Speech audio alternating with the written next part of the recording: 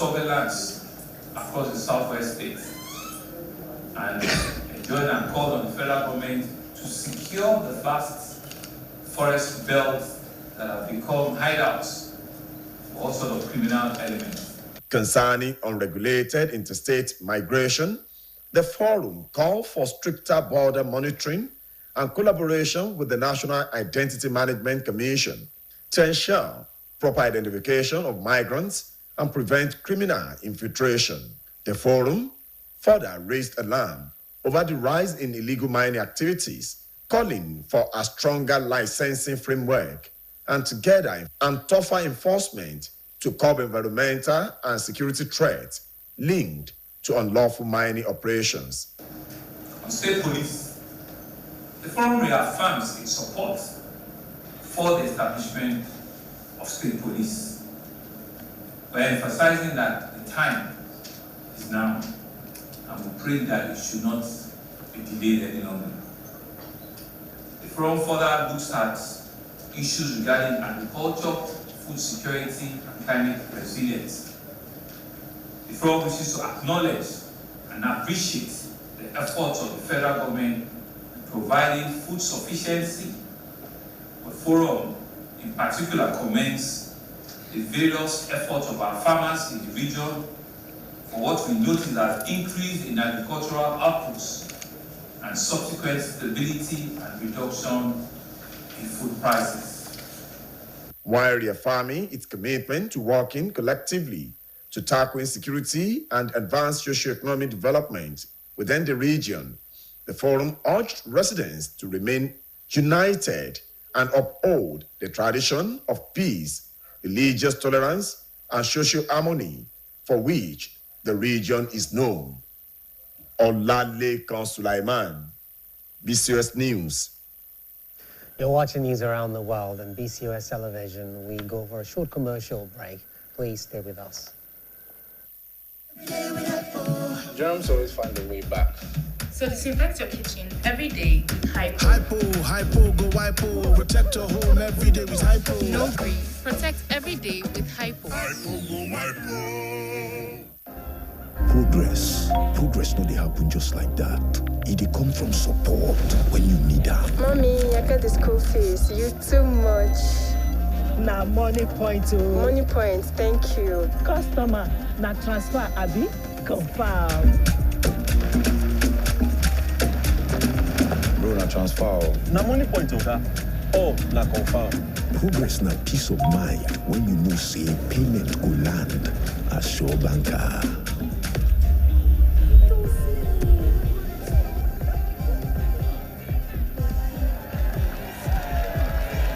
Progress na small wind where they carry person go far. No worry, yourself go make am. Go Bible. Victor, even you they use money point? Of course now, they use money point. Confirm. Money point, made for your progress. Protect every day with Hypo. Stains and dirt don't go on break. So whiten your whites with Hypo. Hypo, go Hypo. Protect your home every day with Hypo. No grief. Protect every day with Hypo. Hypo, go Hypo.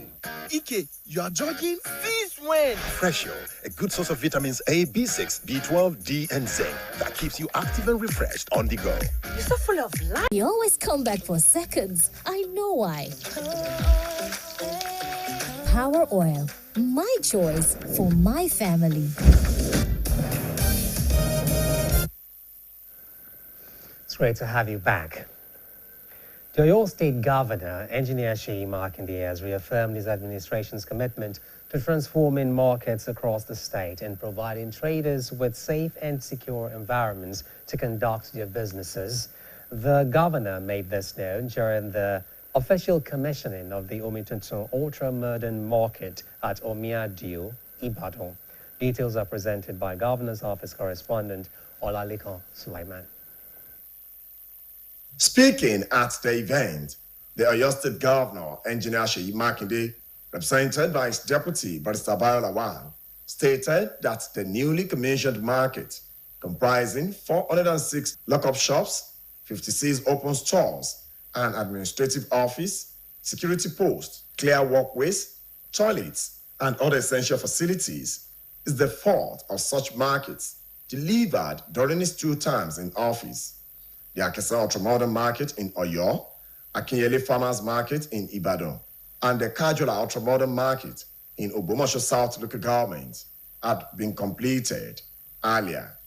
The governor noted that the construction of ultramodern markets across the state remains a top priority for his administration, with the aim of reducing roadside trading and providing traders with safer, more organized spaces to conduct their businesses. Coming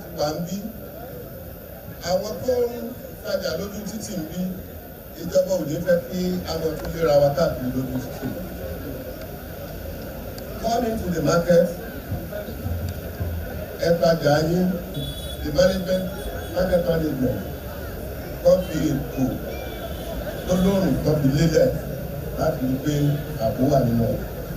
Earlier in his remarks, the State Commissioner for Local Government and Chieftaincy Matters, Honorable Demola Ojo, described the project as a clear testament to Governor Makinde's dedication to creating a conducive business environment. Also speaking, the Ashiwaju of Ido Local Government, Ambassador Bamofin of Ibadan Land, Chief Niyi Akintola SAN, commended the initiative, noting that the ultramodern market will significantly enhance the quality of life for residents. He added that Ido Local Government has witnessed tremendous transformation under Governor Seyi Makinde's leadership, which he said reflects a genuine commitment to the welfare of both the people of Ido and Oyo State at large. Similarly, the chairman of Ido Local Government, Honorable Sheriff Adiojo, stated that the market project presents the fulfillment of Governor Makinde's campaign promise and a practical demonstration of the dividends of democracy to the people. I want to urge you all to continue to give your maximum cooperation and support to Engineer Oluwaseyi Abiodun Makinde's leadership and refuse to be manipulated or cajoled by some deceitful politicians come 2027. The event was graced by the Olubadan of Ibadan Land, Oba Rashidi Ladoja, alongside other traditional rulers, commissioners, local government chairmen from across the Oyo State and several dignitaries. Olalekan Sulaiman, BCOS News.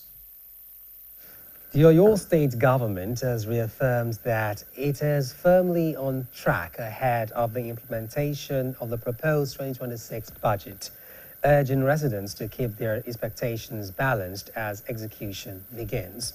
The Commissioner for Budget and Economic Planning, Professor Musibao Batunde, gave the assurance during the state's budget breakdown held today at the ministry's conference room. Again, Olalekan Sulaiman has this report. Presenting the state's budget breakdown, the State Commissioner for Budget and Economic Planning, Professor Musibao Batunde, disclosed that the 891.98 billion budget has attracted significant public interest. He assured that its full impact will become evident once implementation begins. Professor Babatunde described the budget as a flexible guide rather than a rigid document, recalling how the administration had in 2019 reduced their inherited budget by 25% due to state's limited capacity at the time. The budget of economic expansion reflects our commitment to deepen the state's economic base, strengthen local enterprise, improve human capital outcomes, expanding critical infrastructure, and reinforce the social protection systems that support resilience and inclusion so that nobody is left behind. Explained that the 2026 budget proposal was developed through extensive collaboration involving the Ministry of Budget and Economic Planning, the Ministry of Finance, peer finance institutions, and other key stakeholders. These engagements, he noted, provided an opportunity for citizens to voice concerns on issues ranging from education and security to agriculture and health. He added that the ministry and agencies are now required to specify the exact location of every project, the beneficiary communities, and the facilities involved. Government remain mindful of the need to provide social safety net to cushion the impact of reform measures on the vulnerable segments of the population. Therefore, that is why the safer phase 2 is coming in and will be implemented with conscious efforts to achieve economic stabilization. We expect an early passage and signing of the budget so that the implementation can start by 1 January 2026. Looking at Oyo State, we've tried to move from year 2019 that we came into power to ensuring that infrastructural base can support productivity, by ensuring the fact that we secure the environment, by ensuring the fact that education is given to everybody without race, income, color, or whatever. The commissioner also revealed that the state has boosted its revenue without increasing taxes, attributing the improvement to automation and enhanced efficiency. Olalekan Sulaiman, BCOS News. We have another timeout. Please stay tuned. Power Oil Light. Light enough for movement. Real enough for taste. Power Oil. My choice for my family.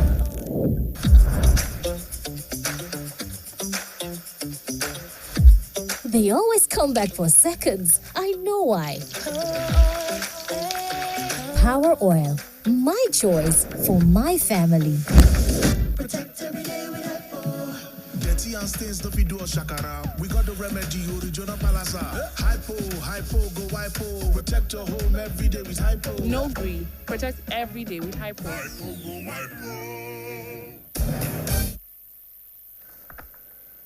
Welcome back. In preparation for the global commemoration of World AIDS Day, the Oyo State Agency for the Control of AIDS, OISACA, has reiterated its commitment to strengthening the fight against HIV and AIDS. The agency made this known while briefing journalists in Ibadan on activities lined up to deepen awareness, prevention, and public engagement across the state. BCOS reporter Damilola Daudu reports. As part of activities lined up for the 2025 World AIDS Day, the Oyo State Agency for Control of AIDS, OISACA, has called for the renewed commitment and collective action in the fight against HIV/AIDS, emphasizing prevention, awareness, and sustained support for the people living with the virus. The agency highlighted the significant stride made by the state in reducing HIV prevalence, while also raising concerns about new infections, particularly among young people.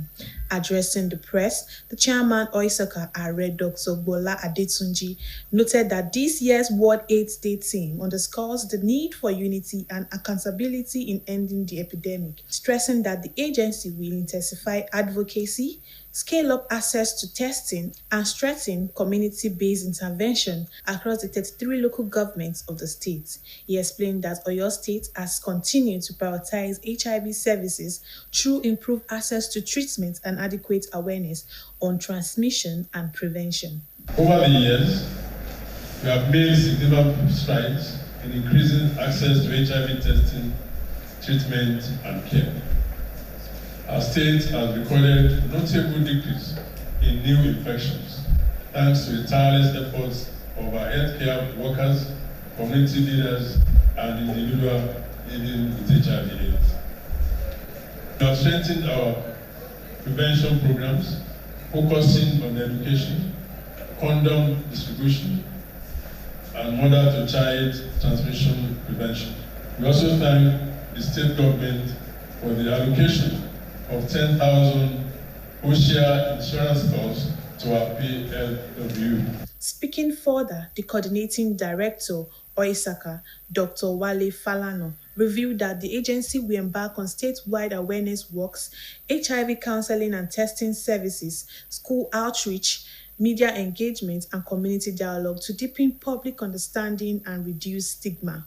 He urged people to prioritize their health, seek accurate information, and utilize available services, warning that ignorance and stigma remain major obstacles to ending AIDS.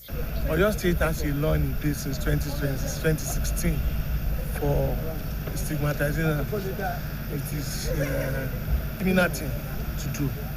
So we need to be very careful. And there's a fine for it, and then a jail time for it. So we need to be careful. So apart from that, we have been doing, like I said, we have been enlightenment. The press conference also featured an interactive question and answer session where journalists sought clarification on the state HIV response, ongoing interventions, and plans for the year's World AIDS Day, as Oisako official provided detailed response addressing issues around prevention, youth engagement, treatment access, funding, and community participation. As the state joins the global community to mark World AIDS Day, Oisaka reaffirmed its readiness to sustain advocacy and strengthen the health system towards achieving an AIDS-free generation in Oyo State. Damilola Daudu, BCOS News. The Association of Pace Setters Contractors commemorated its 5th anniversary with a 500 million naira fundraising event, attracting members and some notable personalities from within and outside Oyo State. Staff reporter Bumisola Adebayo has details of the event, which was held in the Oyo State capital. The Association of Pace Setters Contractors, a registered indigenous body, comprises entrepreneurs who work closely with government institutions, public agencies, and private establishments across Oyo State, with membership drawn from all local government areas in the state and beyond. The association has grown into a formidable network of grassroots contractors. In his welcome address, the chairman, Mr. Kola Oloyede, described members of the association as trustworthy, diligent, and hardworking, as he reaffirmed their commitment to delivering projects with integrity and professionalism. Mr. Oloyede also urged the public and government agencies to patronize indigenous contractors, noting that doing so would boost the state's internally generated revenue and create employment opportunities. The business of contracting, doing execution of jobs and procurement. We have members that have proven integrity and they are professionals in virtually every spheres of works that we cover throughout this state and beyond. So our objective is to contribute our quota to the development of this state and this country at large. I've been trying, but we still want more from the state government for we, the indigenous contractor, to get more of the contracts being awarded in the states. Representatives of the head of service and commissioners for special duties, trade, investment, and cooperatives, as well as local government and chieftaincy matters, took turns to commend the association. They highlighted the critical role indigenous contractors play in national development and praised them for the professionalism consistently displayed in executing awarded projects. The Honorable Commissioner commends your efforts in fostering collaboration, capacity building, and adherence to quality standards. As government, we recognize and value the role indigenous contractors play in building sustainable infrastructure. We remain committed to policies that promote fairness, transparency, and increase local participation. The ceremony also featured the presentation of awards to distinguished personalities who have contributed meaningfully to societal development. Bumisola Adebayo, BCOS News. The joy of Alhaji Yekini Popola of Kishi, Okyogun, Oyo State, and Hamed Fadun Singh of Erioke, Osun State, knew no bounds as their children, Ikmat Ajoke and Ilyas Damilola, were joined in a nikah ceremony. The event, which drew dignitaries from within and outside Ibadan, took place at a popular venue in the city. BCOS reporter Alain Posishola presents details. Ikmat Ajoke, daughter of Alhaji Yekin Popola, a former chairman of Irepo local government, and Ilyas Damilola, son of Mr. Ahmed Fadunsin, exchanged vows after the groom's family presented engagement items to the bride's family. The gifts included yams, fruits, a leather box filled with dresses and other traditional tokens. The couple then exchanged rings as a symbol of their marriage. In a sermon, renowned Muslim cleric Sheikh Sulaiman Farouk Onikijipa urged the newlyweds to cooperate with one another, stressing the brides should be submissive, the groom must not mistreat his wife, and families should refrain from interfering in the couple's affairs. He also advised the pair to learn to manage their household together.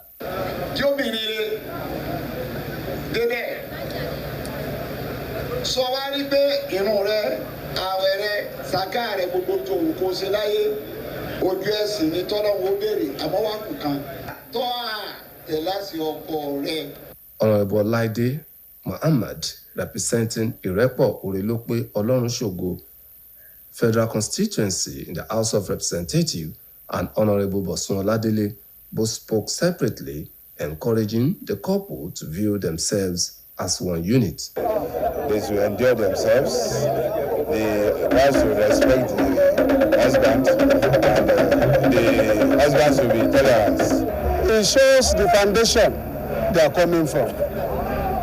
They should also strive very hard to build relationship across every divide. Ikmat Ajoke described her husband as kind and ever ready to care for her, while Ilyas Damilola thanked God for granting him a God-fearing partner. She's a lovely wife, kind-hearted, sweet, very pretty, and very cool, calm and collected. He's a caring man, he's a lovely man, he's a supportive husband, like a very, very supportive husband. Alhaji Yekin Popola and Mr. Ahmed Fadunsin expressed gratitude to God for allowing both families to witness the union and called for understanding and support for the newly married couple. They should trust themselves, tap it up, they should get closer to the God, Almighty Allah.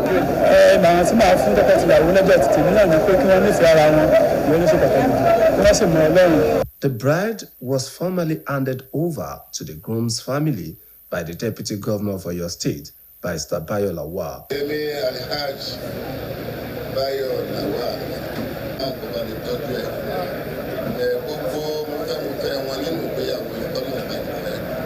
Highlights of the ceremony included presentation of the marriage certificate, a cake cutting ceremony, and entertainment by Juju musician.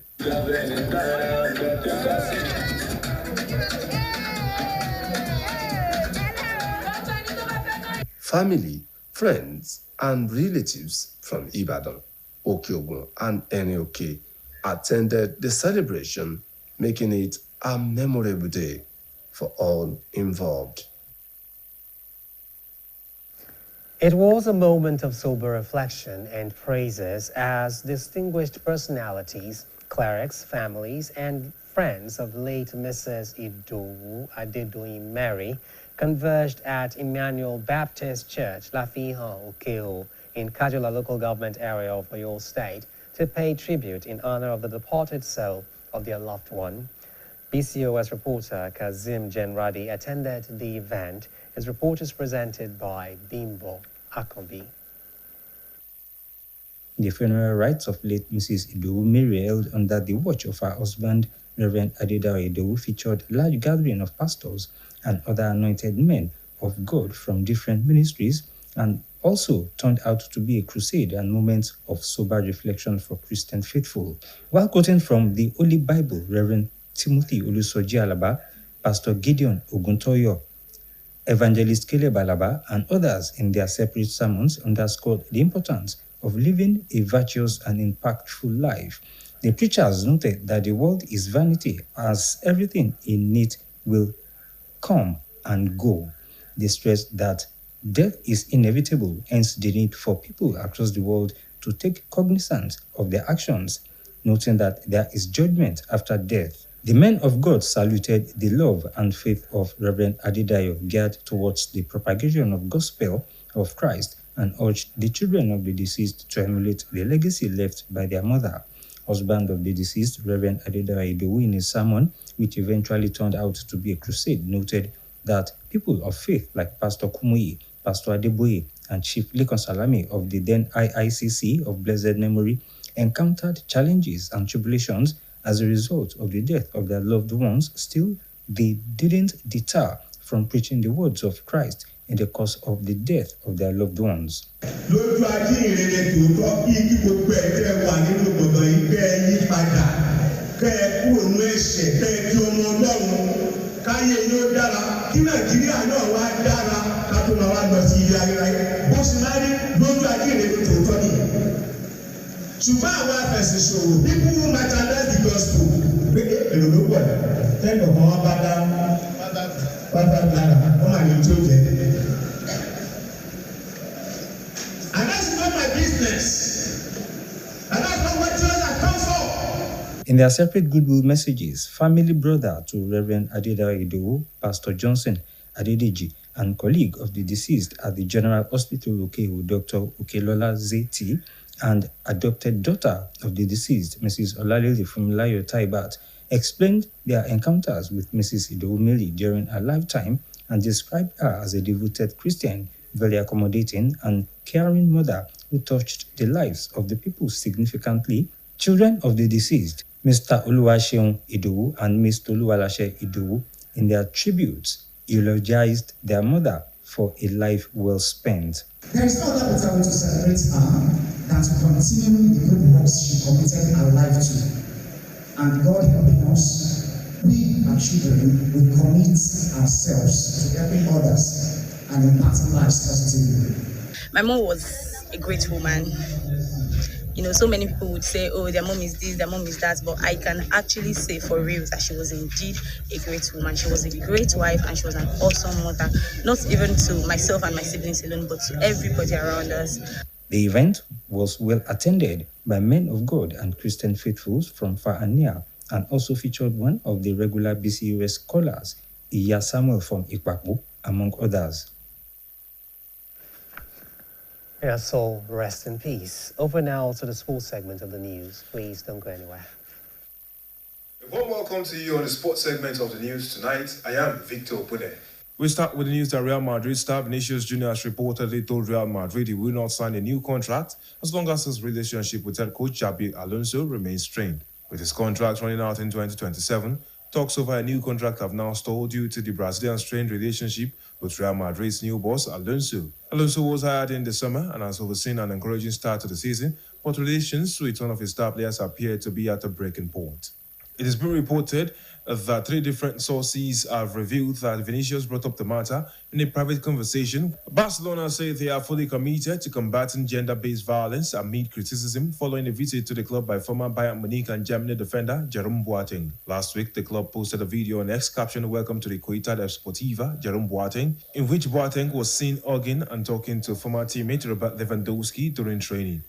Boateng was handed a €200,000 fine and a warning by a Munich court last year after he was found guilty of premeditated bodily harm against his former partner. The 37-year-old denied injuring the mother of his twin daughters during an argument on holiday in 2018 and had appealed against an initial guilty verdict in 2021. Last year's trial in Munich was the third on the case against Boateng. Barcelona posted a video of Boateng 2 days before the clubs first came back at their revamped Nou Camp Stadium in more than 2 years. Before the match, the club announced a minute silence would be held in memory of all those women killed by male violence to mark the International Day for the Elimination of Violence Against Women. The video and subsequent announcement by the club attracted criticism on social media, with fans describing it as an embarrassment and ironic.